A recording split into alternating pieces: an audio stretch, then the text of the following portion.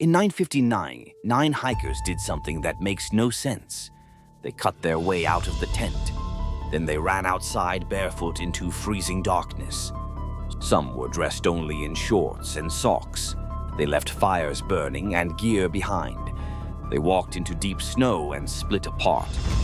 Later, their bodies were found in strange places. Some had severe internal injuries with no cuts. No one knows what made them run. 9 hikers died on a snowy slope. This is the Dyatlov Pass story. No clear answer exists, even now. They were led by Igor Dyatlov. He planned the route carefully. The team was experienced and trained. This wasn't a party of amateurs. They knew how to survive in winter. So what went wrong that night? They cut out of their tent from inside. Their clothes were found scattered on the slope. Some had no shoes or warm jackets. One body showed a fractured skull. Another had missing eyes and tongue. The official report listed an unknown cause. People blamed avalanches and secret military tests. None fit all the strange evidence. New digs found new bones decades later. Some remains showed high radiation levels, but that clue only deepened the mystery.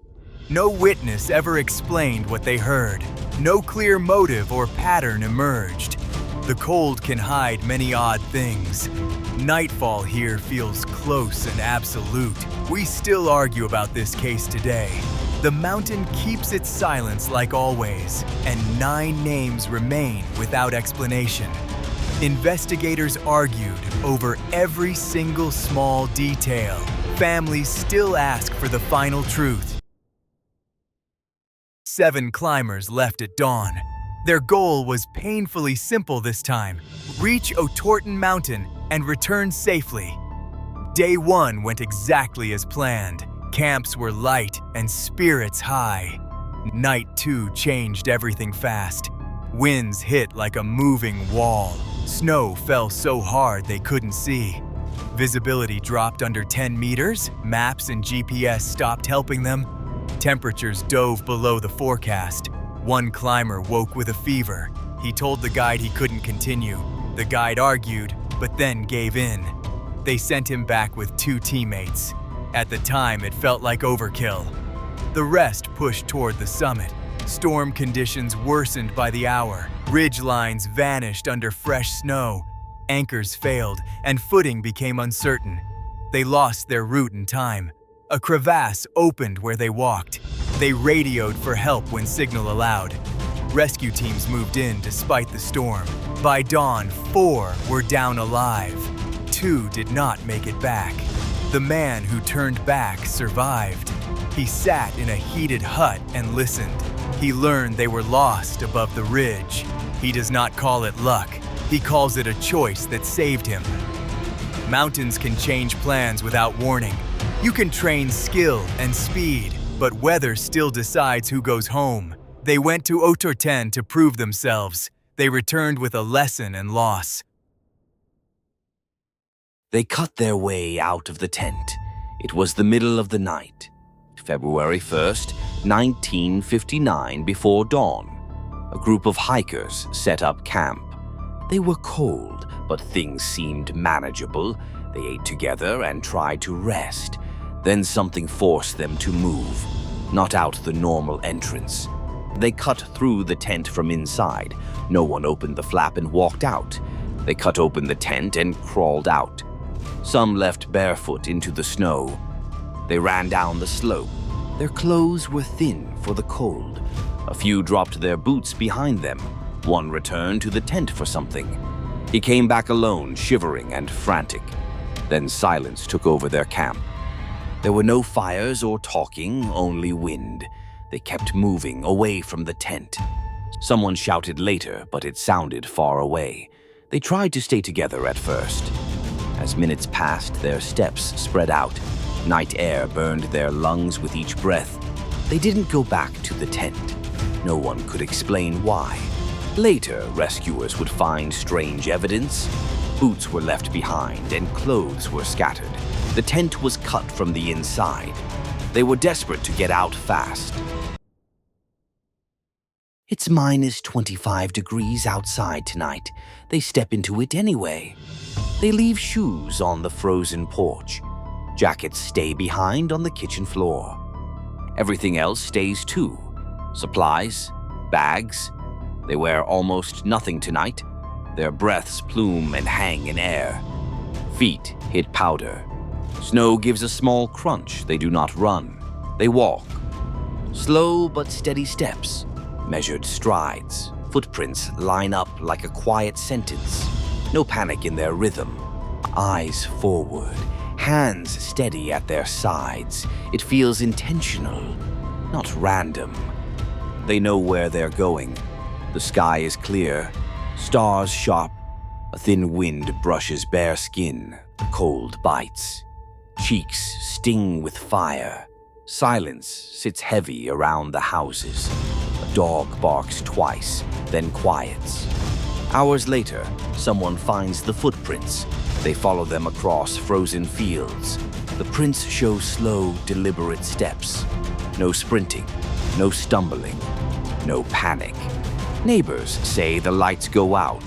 Phones lose signal for a few minutes. No bodies, no blood, no obvious answer. Only the path in snow remains. They left everything. They carried nothing. Who leaves like that, and why? The police ask questions. People whisper. The answer is small and cold. They walked out into the night. No drama, no panic, just leaving. Sometimes that is the strangest thing. 2 bodies are found under a tree. Rescuers arrive weeks after the panic call. They are barefoot and almost completely naked.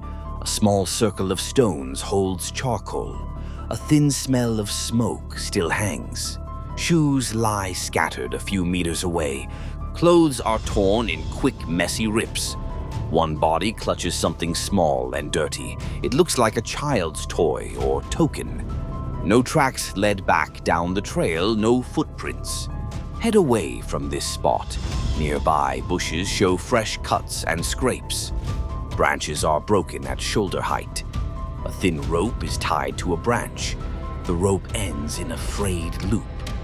Inside pockets, there are only small notes.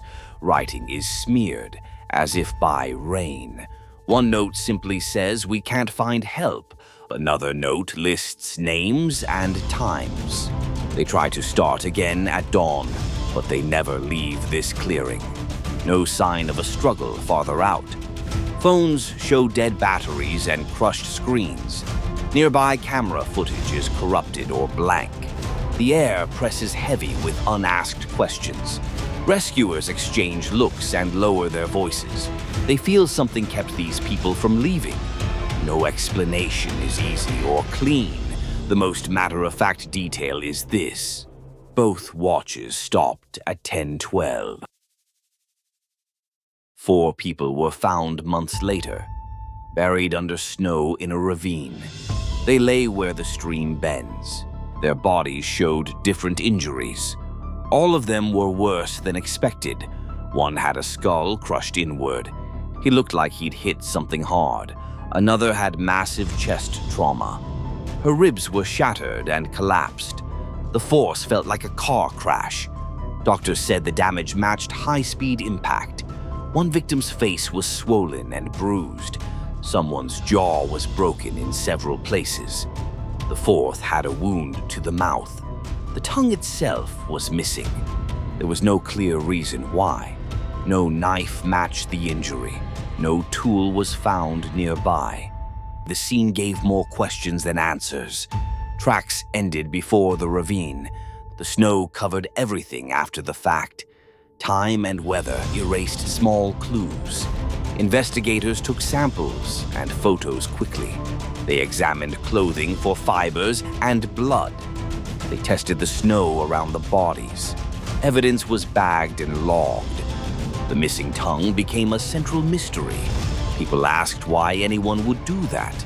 Families waited for answers and updates. The case stayed open and unsolved for months. between 3:30 and 5:30 p.m., things got strange. They called it an ordinary afternoon. Then the first frantic calls started coming. First report, a low hum in the distance, then a flash like a camera. Neighbors ran outside with phones. They filmed weird lights moving very fast. Some clothes were scorched in the yard. Some clothing showed traces of radiation. People felt sick hours later. Skin burned in odd patterns. Hospital notes recorded nausea and confusion. The police arrived with clipped answers. Officers took statements, then left quickly. And the official documents were incomplete.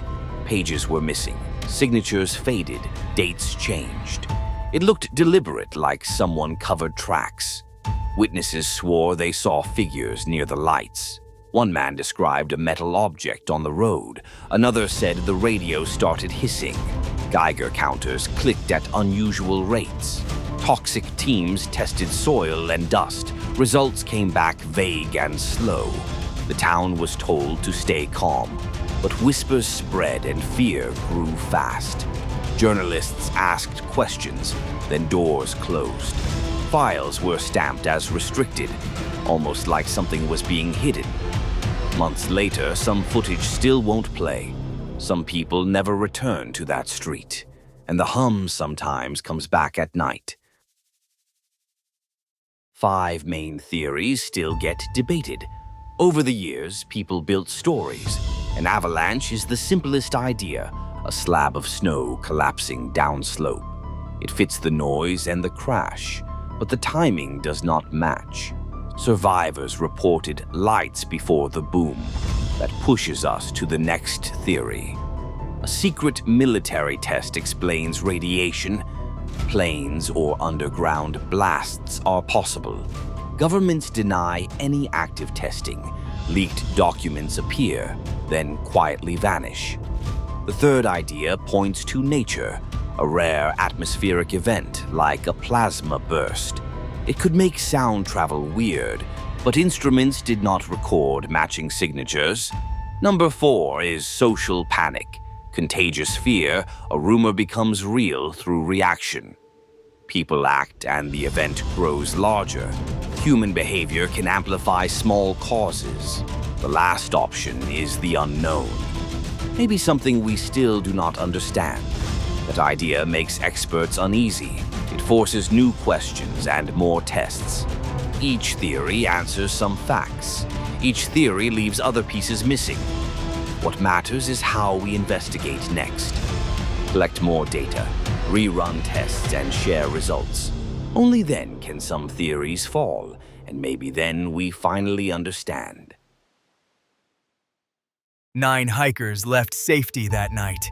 They were experienced mountaineers and outdoors people. The official conclusion sounded simple and neat.